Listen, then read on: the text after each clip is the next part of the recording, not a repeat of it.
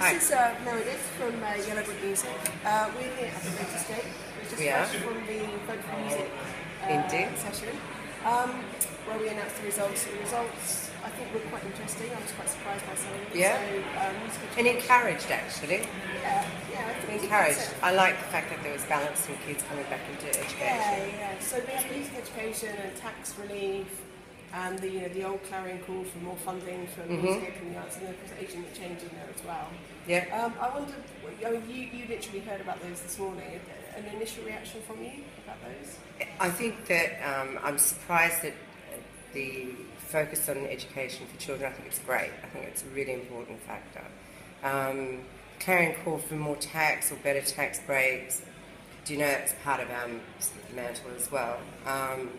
It's levelling out tax as well for entrepreneurs where it peaks and troughs, and there's very little understanding from the banking sector or the government period as to how those peaks and troughs actually. About almost like a sort of tax holiday where you just can amortise it out. So they look at what your income was, your income stream for a 5-year period. Take this huge windfall that you've had and try and amortise it out over a period of the 4 years or the 3 years preceding, where you actually haven't had an income. And apparently there is a tax break for literary clients, writers basically, where it can be amortised out over a 2-year period, but it's just for writers. Apparently it does touch on music, but it's very vague, and you've got to be self-employed, you can't be a company.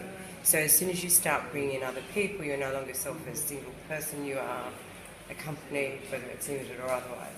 So it's finding a way through all of that red tape, and it's obviously funding for young bands coming through because the advances don't exist. The PRS Momentum Fund's great, but it's quite altruistic and it's quite arbitrary, so somebody sits there and makes decisions.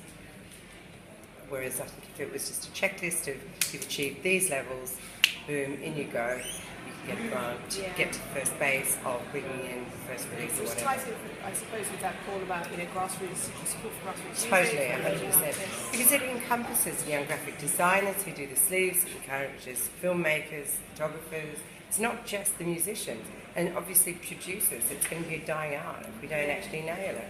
And the bedroom recordings just don't cut the mustard internationally. I'm going to put you on the spot here. So a couple of conversations I've had over the last few weeks have been about why don't the people who've made it in the industry, why don't the big guys plough some of their money back into supporting the kind of grassroots? I think you find, it's a hard one, I think you find that they do, but in different ways, and I think certainly they could do more. The title thing was just an absolute tanker because it was just very misguided and misunderstood. And I think controversially, it's the management teams that actually direct the careers of the artists. They've been in the doldrums for a million years before they actually do see pay dirt. And so I guess they they don't relate back to that. So they need someone who's actually going to go, look, here's a pot, why don't you potentially put some money back into that pot? And it could be quite visible, it could be however you want it to be. And I think it's creating the opportunity. They might be willing but not know how to. So, you've got all of these lovely old wealthy chaps and ladies who might want to put back in but have no idea how best to do it, short of running their own record label. And as soon as that happens, well, it's all, it's a whole different story. Starts again, exactly. Great. Well, thanks very much for your time today. It's a pleasure. Thank you. Cheers.